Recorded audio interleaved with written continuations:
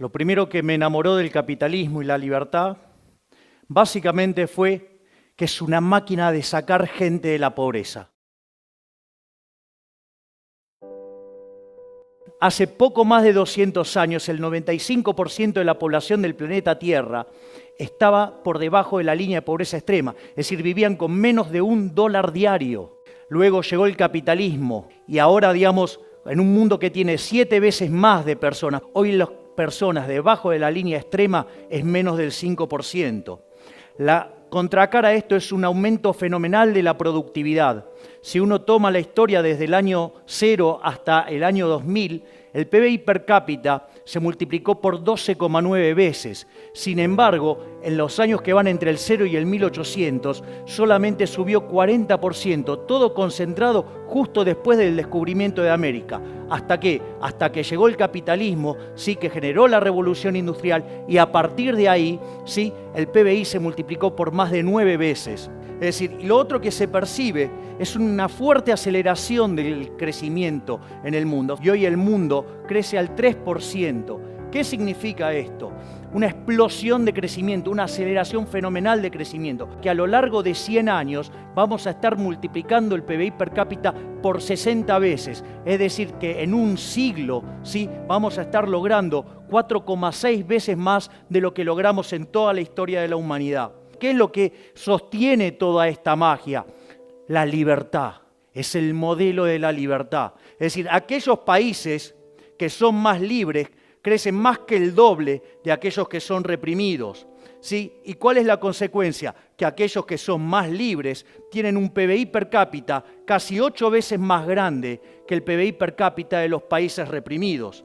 No solo eso, sino que además el decil más bajo de la distribución, es decir, los que peor están, ¿sí?, ganan 11 veces más de lo que ganan los países reprimidos. Y es más, si ustedes se fijan, los del decil más bajo, es decir, los más pobres en los países libres, ¿sí?, tienen el doble de ingreso que el ciudadano promedio, ¿sí?, del país reprimido. Es decir, es mejor ser el último orejón del tarro en un país libre, ¿sí?, que ser un jerarca en un país reprimido. Vos en el capitalismo solamente podés ser exitoso sirviendo a tu prójimo con bienes de mejor calidad a un mejor precio. Y eso es lo que te hace que seas rico, multimillonario, definilo como quieras.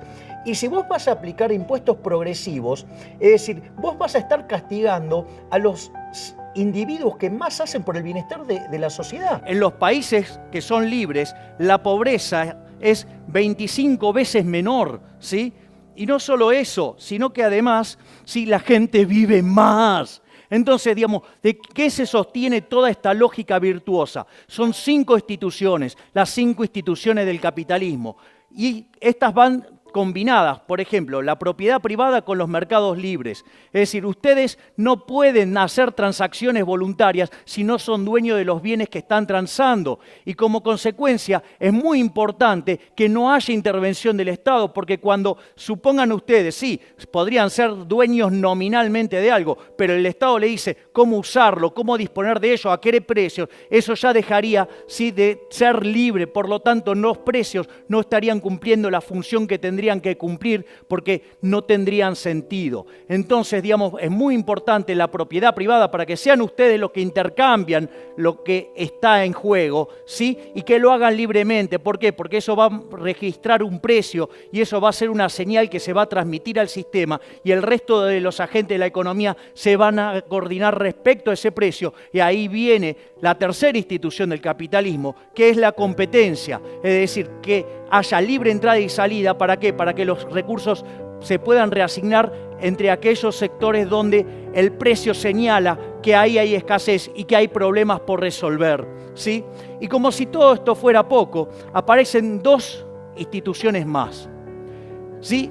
Una es la que tiene que ver con la división del trabajo. Lejos de esa falacia del hombre de paja que se le acusa al capitalismo, que nos quiere todos iguales, no. Es decir, gracias a Dios somos todos distintos, somos todos desiguales, y eso permite que cada uno nos especialicemos en aquello que somos relativamente mejores, algo como que se conoce como la ley de asociación de Ricardo, ¿sí? Eso permite, ¿sí?, que cada uno de nosotros nos especialicemos, ¿sí?, y nos veamos obligados a lo que es la quinta institución del capitalismo, que es la cooperación social. Ustedes no pueden ser exitosos en el capitalismo sin servir al prójimo con bienes de calidad a un mejor precio. Es decir, ustedes podrían odiar al otro.